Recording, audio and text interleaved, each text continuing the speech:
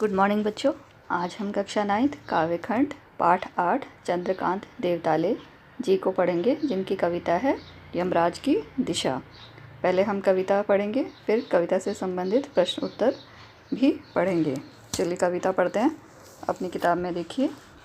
माँ की ईश्वर से मुलाकात हुई या नहीं कहना मुश्किल है, पर वह जताती थी जैसे ईश्वर से उसकी बातचीत होती रहती है और उससे प्राप्त सलाहों के अनुसार ज़िंदगी जीने और दुख बर्दाश्त करने के रास्ते खोज लेती है।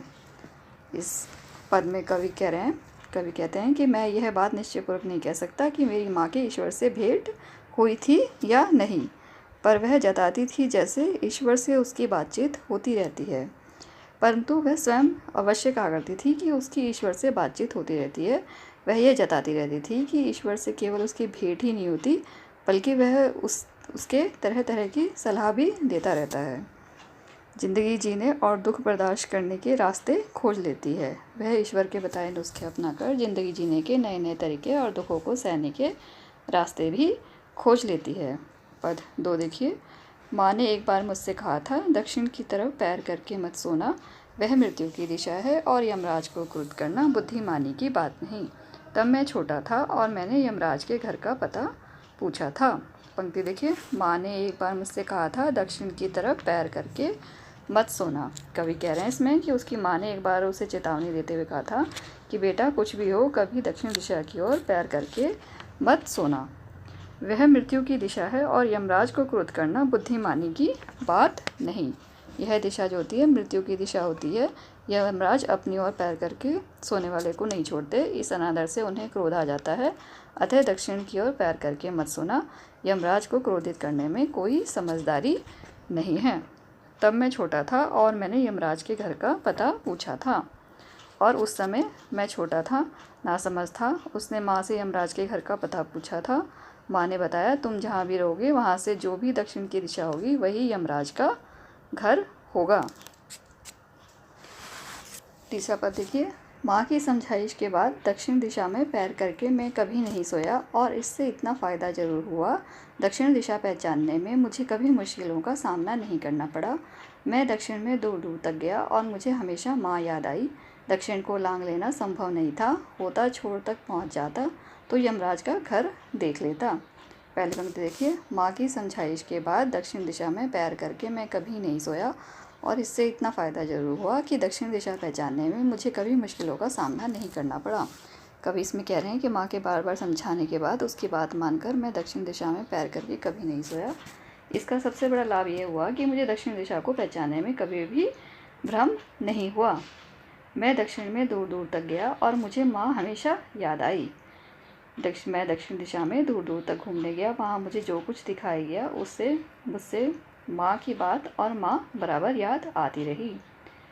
दक्षिण को लांघ लेना संभव नहीं था। मैं दक्षिण दिशा को कभी लांघ नहीं सका, क्योंकि मुझे उसका कभी कोई किनारा नहीं दिखा, कोई छोर नहीं मिला, उसका वास्तव में कोई अंत नहीं था। होता छोर तक पहुँच पाना तो यमराज का घर देख लेता। यदि दक्षिण दिशा के छोर तक पहुँच पाना संभव होता तो मैं यमराज का घर अवश्य देखकर आता। पद 4। पर आज इधर भी पैर करके सो, वह दक्षिण दिशा हो जाती है। सभी दिशाओं में यमराज के आलीशान महल हैं और वे सभी के में एक साथ अपनी दहकती आँखों सहित विराजते हैं। माँ अब नहीं है और यमराज की दिशा भी वह नहीं रही जो माँ जानती थी। पंक्ति देखिए। पर आज इधर भी पैर करके सो, वही दक्षिण दिशा हो जाती है। कवि कह रहे हैं कि मेरी माँ के समय और मेरे समय में बहुत अंतर है। आज दक्षिण दिशा का विस्तार बहुत अधिक हो गया है। पहले केवल एक हो रही दक्षिण दिशा होती थी, किंतु आज सभी दिशाएं जो हैं दक्षिण दिशा हो गई हैं। आशय यह है कि पहले भय, आतंक और जीवन का संकट सामान्य जीवन में बहुत कम था, किंतु आज तो जिधर भी पैर करके सो, जिधर भी चले जाओ, सब और प्राणों का संकट विद्यमान है। सभी दिशाओं में यमराज के आलीशान महल हैं और वे सभी में एक साथ अपनी दहकती आँखों सहित विराजते हैं। भय, मनुष्य जिधर भी पैर करके सोता है उधर सभी दिशाओं में यमराज ने अपने शानदार भव्य महल बना रखे हैं। उन शानदार महलों में दहकती आँखों वाले, क्रूर, सबको खा जाने वाले अनेक यमराज बैठे हैं। माँ अब नहीं रही और यमराज की दिशा भी वह नहीं रही, और जो माँ जानती थी अब मेरी माँ नहीं रही, और ना ही उसके समय दक्षिण दिशा ही शेष रही। माँ जिस दक्षिण दिशा को जानती थी उसका तो अब अस्तित्व नहीं है, बल्कि सब और यमराज के घर अर्थात शोषण और विनाश की शक्तियाँ हावी हो गई हैं। उन्हीं के घर और उनका अस्तित्व है। चारों ओर पूंजीवादी, साम्राज्यवादी, आतंकवादी शक्तियाँ अपना दबदबा बढ़ाती जा रही हैं और आम आदमी इनके चंगुल में फंसकर मर रहा है। अब इसी कविता से संबंधित हम प्रश्न उत्तर पढ़ते हैं। प्रश्न 1, इस कविता का सार लिखिए। सार पढ़ती हूँ मैं इसका। उत्तर, चंद्रकांत देवतारी द्वारा रचित यमराज की दिशा चारों ओर फैलती विनाशकारी और शोषक शक्तियों का करारा व्यंग प्रस्तुत करती है। कवि की माँ कवि को बताया करती थी कि वह ईश्वर से बातचीत करती रहती है। माँ को ईश्वर ने बताया था कि दक्षिण दिशा में पैर करके सोने से यमराज क्रोध होते हैं, इसलिए किसी को भी उस ओर पैर करके नहीं सोना चाहिए। कवि ने अपनी माँ की बात मानकर वैसा ही किया। उसे इस बात का लाभ प्राप्त हुआ और उसे दक्षिण दिशा की पहचान हो गई। वह सोचता था कि दक्षिण दिशा के अंतिम छोर पर पहुंचकर यमराज का घर ढूंढ ले, उसका घर देख ले, परंतु यह संभव नहीं हो सका। आज वह देखता है कि सभी दिशाएं दक्षिण दिशाएं हो गई हैं। वह जिधर भी पैर फैलाकर निश्चिंत होकर सोना चाहता है, उधर ही उसका सामना जलती हुई आंखों वाले यमराज से हो जाता है। कवि सोचता है कि आज सभी दिशाएं दक्षिण हो गई हैं और इसलिए अब माँ का जमाना भी नहीं रहा। प्रश्न 2, कवि को दक्षिण दिशा पहचानने में कभी मुश्किल क्यों नहीं हुई? उत्तर, कवि की माँ ने बचपन से ही उसे बार बार दक्षिण दिशा की पहचान संस्कारगत रूप से करा दी थी, इसलिए उसे कभी भी दक्षिण दिशा पहचानने में कठिनाई नहीं हुई। प्रश्न 3, कवि ने ऐसा क्यों कहा कि दक्षिण को लांघ लेना संभव नहीं था? उत्तर, कवि के अनुसार दक्षिण दिशा का कोई और छोर नहीं है, वह अनंत है, इसलिए उसे लांघना संभव नहीं था। तात्पर्य और प्रतीकार्थ यह है कि आतंक और शोषण व्यवस्था की कोई सीमा या निश्चित परिधि या मानदंड नहीं है। यह नित्य नए रूप शोषक की इच्छा के अनुसार धारण करती रहती है, इसलिए कोई चाहकर भी इससे सदा सर्वदा के लिए मुक्त नहीं रह पाता।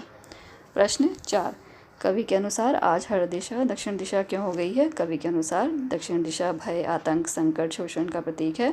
कवि जब आज ही की अपनी चारों ओर की परिस्थितियों का आकलन करता है, तब उसे लगता है कि आज सब ओर पूंजीवादी, शोषकों, शक्ति संपन्न आतंकियों का दबदबा कायम है। ये लोग अपनी धन की क्रय शक्ति और अपने बल पर मानव का क्रूरतम तरीके से शोषण करते रहते हैं।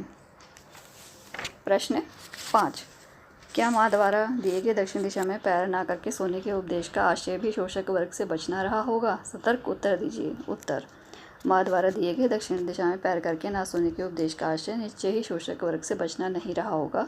उसने दक्षिण दिशा में यमराज के प्रभाव के कारण ही अपने बेटे को उनके कोप से बचाने के लिए यह उपदेश दिया होगा। बचपन में लेखक को भगवान के आदेश, उपदेश या फिर यमराज के कोप का भय दिखाकर माँ ने उससे अपनी बात मनवा ली थी।